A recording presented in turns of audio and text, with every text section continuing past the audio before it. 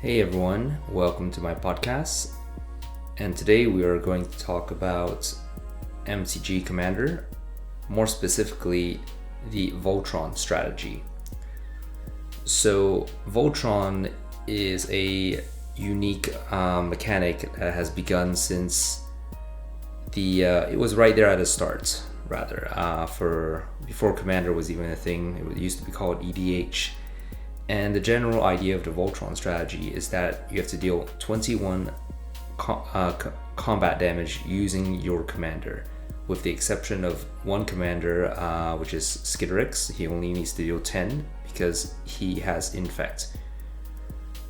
So this will be like a several part series in sort of discussing the different type of strategies you can use when it comes to Voltron, if that's the route you want to take to win.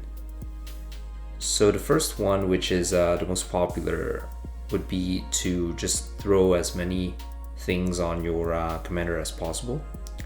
So usually this will come in the form of equipments and auras. So the general idea of the type of equipments and auras that you would want to run, we'll get into those at a later time, is that you want them to do one of three things. You either want it to up the power of your commander, you want to give it some sort of evasion, or you want to give it some type of protection. So these are generally the three types of criteria I would consider when running any optimal equipment or aura, as long as it covers one of these three objectives. If two is even better, then you would want to run that in your deck. So I do have a bias because I've been playing Voltron strategy for the majority of my plays. I'll say for many years, and I'll say that I have a bias towards commanders that are just more resilient to removal, right? So two of them that fit this category perfectly would be Euro and Sigarda. So Euro is a Naya commander. I'll probably talk about him at a later date as well. He's one of my main decks that I'm currently running. And the second one would be Sigarda, which is Selesnya. So you'll be giving up red, but then again, we'll talk about this later. So these are the two strongest commanders in my opinion for the Voltron strategy, because your opponents just don't have many options to remove them. They have to really overextend, and they're put in a position whereby they have to expend resources that they rather would not. The second strategy that you could, the second type of commanders you would want to run with equipments and auras would be commanders with double strike.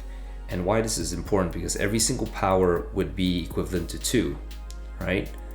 And just to give you an example, 2 of them would be Rafik, which is very popular as a banned commander, and then Samut, which is a Naya commander.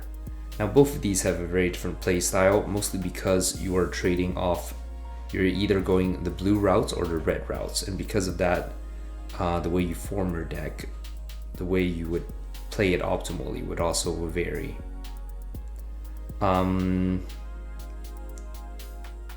So moving on to the next section, another strategy would be the Infect strategy, right? But currently there's only one commander that has Infect, which is Skittles. So some wouldn't even call him, a Voltron commander, but for all intents and purposes, we will just say that he is.